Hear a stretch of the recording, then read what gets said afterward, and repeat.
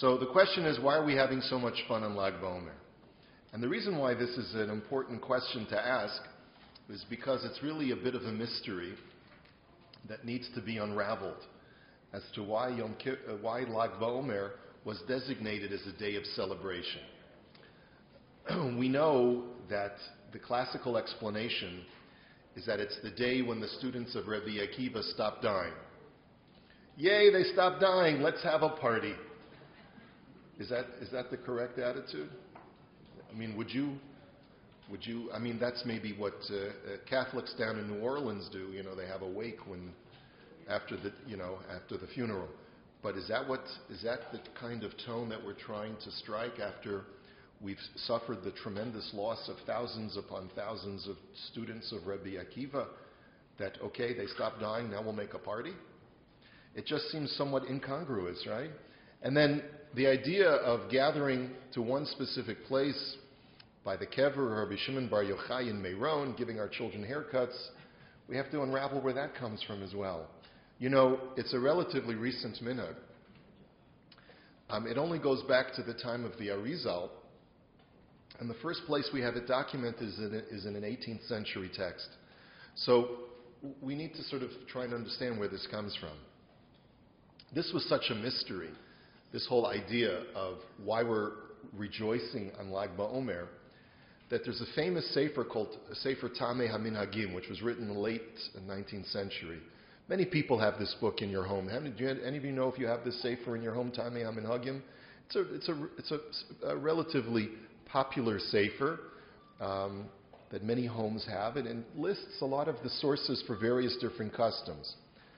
The second edition of Tamei HaMinhagim, which was written by Rabbi Avraham Yitzchak Sperling, was published in 1896, almost the beginning of the 20th century. And he has a whole section, a very lengthy section, called the Hilulah of Rabbi Shimon Bar Yochai, the festival of Rabbi Shimon Bar Yochai. And he opens up with the following introduction. If you take a look in source number 1, he says, Im hofa'as hamahadura hachadasha hamitukenet v'hameubedet shal hasefer Tamei HaMinhagim. He says, now with this new, corrected and expanded edition of Tamei HaMinhagim, Mispakashti miyedidi harabani hachasid Yaakov Shaul Weinfeld Shlita Motzilo Or Mahadurazu. I was asked by my publisher, Lahalos B'Sefer Mikorei Ta'amei Minhagei Hilula de Rabbi Shimon Bar Yochai B'Yom Lag BaOmer. I was asked to include a whole section in this book that did not appear in the previous edition, a section called the celebration or the festival of Rabbi Shimon Bar Yochai on Lag BaOmer. V'lama kavu yom kihila merivavot alfei Yisrael ba'kefar HaKodesh Meron. And how it is that this custom began for people to gather in the village of Meron, which is right outside of Tzfat, and Bachatzerot, V'vei Kinishtin Kadishin, Hanivnim al Tziyun Kodesh HaKodoshim, Man Pnei Ha'adon Hashem, Da Rabbi Shimon Bar Yochai. And where this custom became for people to gather in the synagogues and in the courtyards and in the fields around Meron and to celebrate around the kever of Rabbi Shimon Bar Yochai. He says, V'gam inyan kvi'ata simcha be'umono b'kol rina v'isho be'elei tzadikim taman v'chol artzot tevel b'yom ha'kadish ha'adein. I was also asked to try and find some source, some basis for the custom of everyone to have this really, really very vibrant celebration over the course of this day. And this is not just in Meron, but it's throughout the world, not just in Eretz Yisrael, but in Europe as well. And he says, Mi yasad kol eila? Who set this whole thing up? U'cheshelat chazal mai Chanukah? And he says, just like our sages in Masechet Shabbat asked the question, mai Chanukah? Where does Chanukah come from? And then the Gemara gives the whole story about what Chanukah is based on. Sho'alim hahiluchu bo, my Lag BaOmer. We have to ask the same question. What is Lag BaOmer? What is its basis? And then he goes and he gives several dozens of pages of Tamei HaMinhagim, which goes through various different sources in Zoharic literature, in mystical literature, in Lurianic Kabbalistic literature to discuss the source for this. So I want to go with you over the very first text that we have that has sort of published the basis for this. We're going to see two editions of this text, which is quite interesting. Two editions of this text, which is called Sefer Pri Eitz Chaim, of Reb Chaim Vital. Reb Chaim Vital was one of the primary disciples of the Arizal. He recorded many of the traditions and customs and Kabbalistic principles of his Rebbe, the Ari. The Ari himself did not write down his teachings. His students wrote it down for him. So Reb Chaim Vital was one of the principal sort of biographers of his Rebbe, the Ari. And the Ari, as you know, is considered to be the last and the most accurate interpreter of Zoharic literature, of the Zohar, and the teachings of the Ari provided and crystallized a lot of and refined a lot of the teachings of the Zohar. So look at the following story. We're going to look at the 1802 edition first because it's considered to be the more authoritative edition. And we'll read it. Do you all read Rashi's script? It's a little bit rough. It's rough writing. It's a little bit because the typeset is from a long time ago. But we'll try to get through it together. Okay? So take a look at the very first line in the Dubrovno 1802 edition. Bizman hazeh, be'inyan ha'olchim al hakever Rabbi Shimon Bar Yochai, v'Rabbi Eliezer beno b'Meiron b'Lag BA-Omer. He says, regarding the custom of people who go to the kever of Rashbi, we'll call Rabbi Shimon Bar Yochai the Rashbi, that's his abbreviated name. And who was Rabbi Shimon Bar Yochai's son? Rabbi Eliezer. Rabbi Eliezer bar Reb Shimon was the son, and we know this because of the famous story of how the two of them had to flee and live in a cave for 12 years. You know that story, and about how the carob tree miraculously grew inside the cave, and they were able to sustain themselves while in hiding. So they're both buried, according to tradition, in the village of Meiron, and people go there on Lag BA-Omer. Ani ra'iti lemori zal zeh 8 shanim shehalach im ishto v'im beito v'haya sham gimel yamim hahem. I noted that for 8 years, my Rebbe, the Ari, used to go with his wife and children to the village of Meiron during the period of Lag BA-Omer, and they would stay for 3 days.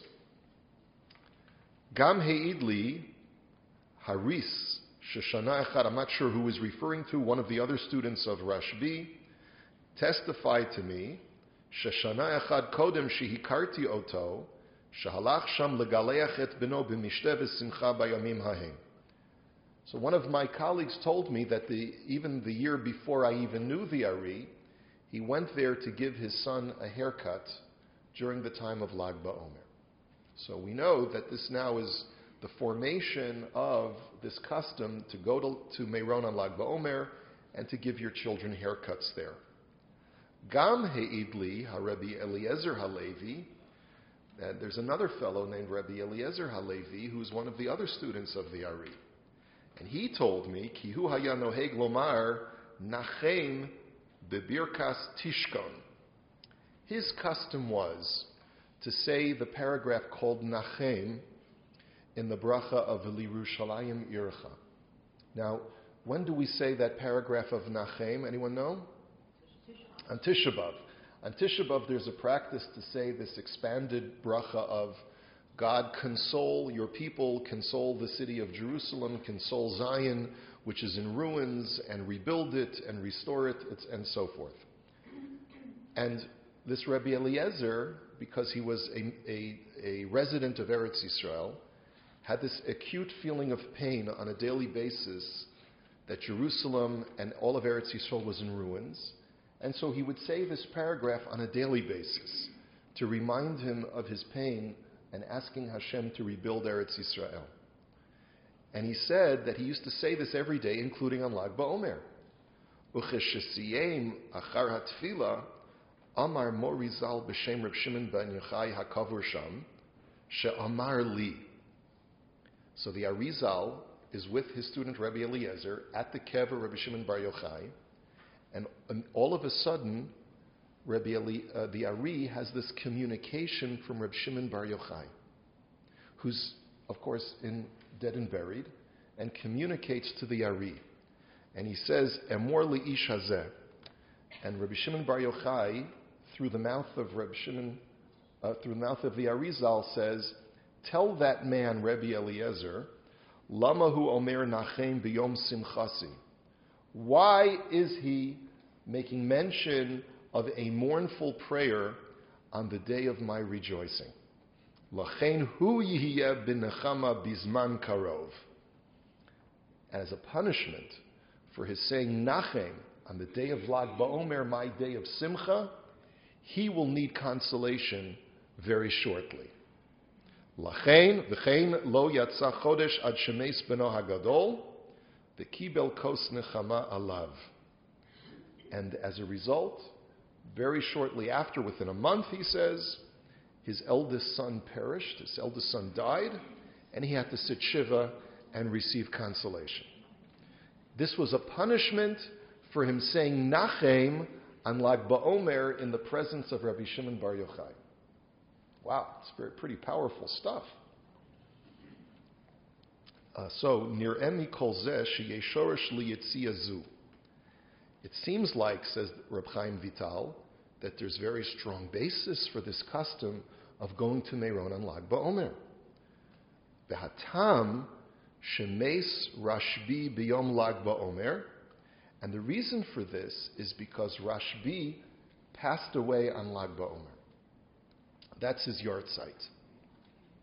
Kihu mitalmidei Rabbi Akiva hanal, shemesu b'sfiras ha'omer hanal.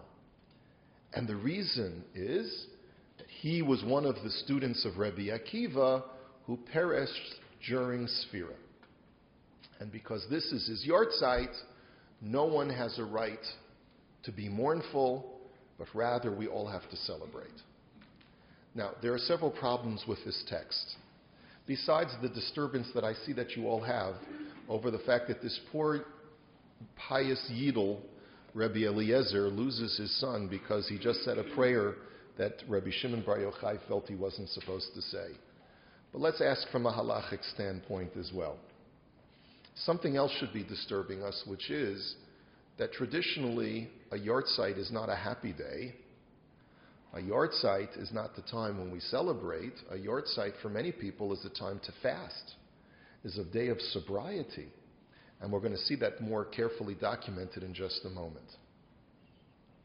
Another problem that we have, and the Lubavitcher Rebbe, which we won't have time to go into today, wrote this in an essay in source number 4, which you can read on your own. He says, how can you tell me that Reb Shimon Bar Yochai was one of the students of Rabbi Akiva who perished during Sfiras HaOmer? After all, the Gemara says quite explicitly that after all the students of Rabbi Akiva died, he established 5 students who remained with him and did not perish. And it was from those 5 students that he was able to perpetuate the tradition and pass down to them Torah Sheval Peh. And guess who one of those 5 people was? Rabbi Shimon Bar Yochai.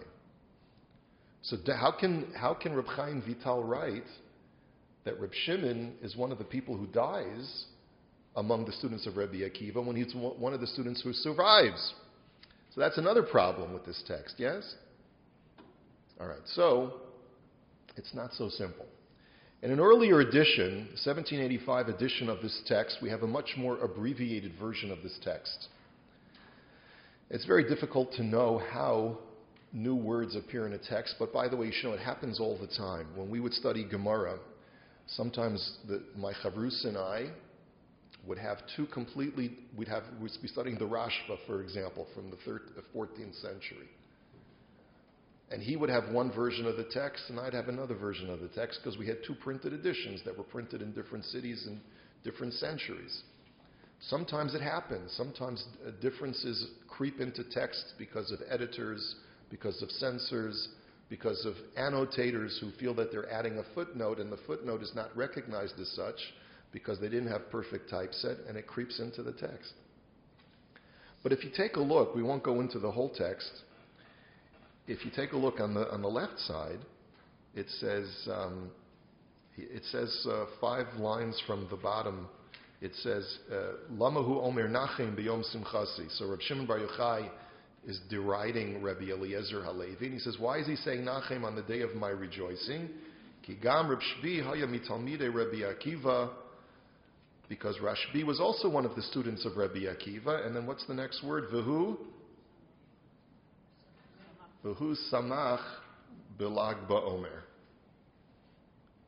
It doesn't say V'hu mate or V'hu shemate b'Lag BaOmer, which is what our text in the 1802 edition says, but rather V'hu samach b'Lag BaOmer. He rejoiced on Lag BaOmer, Rashbi. It doesn't say that he died, but he rejoiced. And therefore, this Rabbi Eliezer shall be requiring his own consolation. So the very fact that there are two different versions of this text gives us rise to suspect that this could be one of the solutions to our dilemma as why we should rejoice on the yortzeit of Rabbi Shimon Bar Yochai. Answer number one is very simply because it's not the yortzeit of Rabbi Shimon Bar Yochai. It's the day Rabbi Shimon Bar Yochai rejoiced. Why did he rejoice? Perhaps because he survived, not because he perished. Because he was, and the simple understanding would be, is because whereas all of his other fellow yeshiva students of Rabbi Akiva's yeshiva perished, he survived and was able to perpetuate all of the knowledge of Rabbi Akiva. That would be the simple understanding as why this would give cause for rejoicing. That he was able to perpetuate the very esoteric teachings of Rabbi Akiva. Rabbi Shimon Bar Yochai, as we'll see in a moment, as being a key disciple of Rabbi Akiva, when we say that, who's the author of the Zohar? The author of the Zohar we know to be Rabbi Shimon Bar Yochai. By the way, when we say that the Rashbi is the author of the Zohar, it doesn't mean that when you open up a Zohar, every word is from the Rashbi. That's not the case. It can't be the case because there are many rabbis who were cited in the Zohar who lived generations after Rashbi. So the Zohar is clearly not a text that was authored by Rashbi himself, but it contains the teachings of Rashbi and of his students, and that's why it's known as the Zohar of Rabbi Shimon Bar Yochai. But where did Rabbi Shimon Bar Yochai get his teachings from? He got it from his Rabbi Akiva. The reason why the tragedy of the deaths of Rabbi Akiva's students is so acute is because all of the esoteric knowledge which was only transmitted orally, that requires a tremendous amount of memory, of retention, which normally requires hundreds, if not thousands, of students to be able to preserve if you're going to preserve it in an oral tradition. The fact that those thousands of students perish and this esoteric knowledge of Kabbalah was preserved through only 5 students is truly a cause of great celebration. Yes? And it's almost like it was like a Holocaust. And when you come back and you're able to see that we've been able to recapture and rebuild all that was lost in Europe, or almost all that was lost in Europe, that's truly a cause for celebration. That would be one way of explaining why we rejoice on Lag BaOmer. Let's take a look at the Chatan Sofer. And we'll see that the Chatan Sofer is from the early 19th century. He's quite disturbed about this practice of going to Meron on Lag BaOmer. And he says, and we'll take a look at his language. He says, Omnam yadati ki shamati. He says, I've heard about this newfangled custom. She'achshav achshir dari u'mimerchak yavo yidroshu et Hashem be'ir hakodesh tzfat b'yom Lag BaOmer b'hilula derashbi zal. He says, I've taken note of this new custom. People come from all over the 4 corners of the earth to go to Meron and to celebrate the yortzeit of Rabbi Shimon, the Hilula, the festival of Rashbi on Lag BaOmer. He says, V'im ki kol kavanatam l'shem shamayim secharam rav b'li safek. He says, the very fact that they gather for heavenly purposes, for the sake of doing the righteous thing, they will get rewarded without a doubt. Even if their gathering is for nonsensical purposes, the very fact that they have assembled because they fear God and they want to do the right thing for Hashem, that in itself is a reason for them to get rewarded. And he says it's based upon al derech v'digulo udeliku nerot alai ahava kamo shekatzvu tosfos reish perek ein ma'amidim he quotes a Tosfos who suggests this, that whenever Jews gather together, L'man Hashem, then they get great reward. I quoted this Chassam Sofer when there was last year, when there was a rally at MetLife Stadium for the internet, for the evils of the internet, right? And there was a whole controversy. Remember that whole thing? Is it a good thing? Is it a bad thing? Should people be gathering? But there were tens of thousands of Yidden. And I said, at the time, I don't know I can't tell you whether it's a good thing or a bad thing. But one thing I can tell you, whenever Jews gather, even if it's for purposes that really don't make any sense to you, the fact that they gather for L'man Hashem, for the sake of showing that they're from a Yidden and they want to do the right thing, as the Chassam Sofer says, Charam Rav Ma'od. They get reward for that. The fact that they're taking the time, taking a whole day to go to a stadium to gather as from Jews instead of going out to a movie or go bowling, that in itself is a reason to give them credit for that, even if it doesn't make any sense. So he says, Avol mitam ze ba'atzmi hayiti ani min haprushim. He says, but for that very fact that I can't figure out why they're doing it, that's why I don't attend the Lag BaOmer festivity in Meron. He says, you know why? Keben dor tai shelo etzarech liot yoshev sham u'meshanem min hagam bifnehem.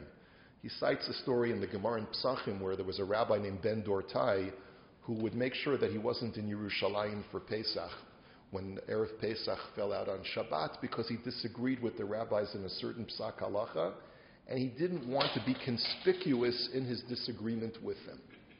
So I'm not going to go to Meron and sit out and just sit there and fold my arms while everyone is dancing around a bonfire. I don't want to conspicuously show that I object to this practice. But I still feel that I'm not going to join with them. It's not appropriate to join with them in the dancing and singing. Ki kvar kama kirkurim kirker b'pri chadash. He says the famous commentary Pri Chadash on Shulchan Aruch has written several arguments of criticism to those people who minhagei isur shelo ot yudad al mekamot shosim yom tov v'yom shenas lahem nes. He says that it's not appropriate, says the Pri Chadash, to make a holiday on a day where the rest of the Jewish people do not have it as a holiday. To innovate and create your own new holiday that's your separate holiday that you decide because a miracle was done for you on that place, the Pri Chadash is critical of that. And the basis for his being critical of it is the fact that there were certain holidays that the rabbis abolished at the time of the destruction of the Second Temple. And if they abolished already well-established holidays, that is a sign for us that we do not have a right to innovate new holidays. By the way, this is very consistent with the Chassam Sofer's worldview, that we have to preserve the old traditions and should never try to innovate new traditions. Chassam Sofer was very much an advocate of this kind of policy, especially as the world around him in the 19th century was unfolding and the age of the Haskalah was gaining new adherents, and he felt that it was necessary for Klal Yisrael to dig in its heels to tradition in order to avoid losing and having tradition erode from Klal Yisrael. This was the mahalach of the Chassam Sofer. And then if you go, we'll just skip because of time constraints. He says, Ulafi de'isa b'midrash. You see that bottom paragraph. He says one possibility could be Shemiyom shekala hacharara shehotziu mimitzrayim halchu gimel yamim belo lechem. He says, let's go back to the story of the Exodus. This is the period of time, it's not that much after Pesach, right? He says, when the Jewish people left Egypt, they left Egypt on the 15th of Nisan, and we know that the matzah that they took out with them lasted for a month. And shortly after, the man began to fall. What day did the man fall? Yachar kach yarad haman, im ken haya yehoradat haman biyom lag ba'omer. He says the man fell 3 days after the matzah supply dried up. If you think about it, that turns out to be the 18th of Iyar, which turns out to be Lag BaOmer. So that's the reason he says that we should celebrate on Lag BaOmer to commemorate the beginning of the falling of the man. He says, that I can hear. That I can appreciate. He says, Mikol Makom, just skipping a few words, La'asoto Yom Simcha V'Hadlaka Uv'Makom Yadua Davka. But he says, but still, to make it into a day of great rejoicing and burn bonfires at a specific place, Sheyeh Tel Talpiot Shakol Nifnim L'Sham, and to make that a central location of the cause of celebration, Lo Yadati Im Rishaim La'asot Kain. I don't know if it's permissible to do such a thing. He said, and the Chassam Sofer is again of the opinion, in Judaism, when do Jews have a centralized location to make pilgrimages? When there's a temple, when you have Yerushalayim. To make pilgrimages to Uman, or to make pilgrimages to Meron, for the Chassam Sofer, that's anathema to the diaspora experience. Jews don't make pilgrimages when we don't have a Beis HaMikdash. And therefore he writes, and he goes even further, he says that the Ramban in his Torah, in a certain letter that he wrote, that he writes, and it's 4 lines from the bottom, he says, Shekol makom hamikudash yoter mechavero, charuv v'shamim yoter mechavero adkan. He says, in the diaspora, any location which was truly sanctified, the more sanctity that it had when we were in Eretz Yisrael, the more decimated and desolate it is during the diaspora period. In other words, the bigger they are, the harder they fall. So when we had the Beis HaMikdash, the place of the Temple Mount was the most sanctified place in the entire world, and today it is the most desolate and deserted place in the whole world. And as a result, if we are going to sanctify places during the diaspora period, we're preventing Mashiach from coming. Because our mandate is to abide by the diaspora directive, which is allow places of sanctity to remain desolate until Mashiach is ready to come. That's the Chassam Sofer's feeling about the subject, and therefore he says it may even be that by gathering in a sanctified place like the Kever of Reb Shimon Bar Yochai, we're actually doing a disservice. We're doing damage to the process of redemption. So those are pretty strong words against the Lag BaOmer celebration in Meron. But of course, that's not the final word on the matter. We have thousands, if not hundreds of thousands, of Hasidim and Sfardim and Ashkenazim who gather regularly at Meron every single year. So obviously, there must be a different perspective other than the perspective of the Chassam Sofer. So let me leave you with the teaching of Reb Tzadok Milublin. The great Reb Tzadok was in the 19th century. He was a student of the Rebbe of Ishbitz. He was originally a Misnaged. He met the Ishbitzer Rebbe and became a Chassid.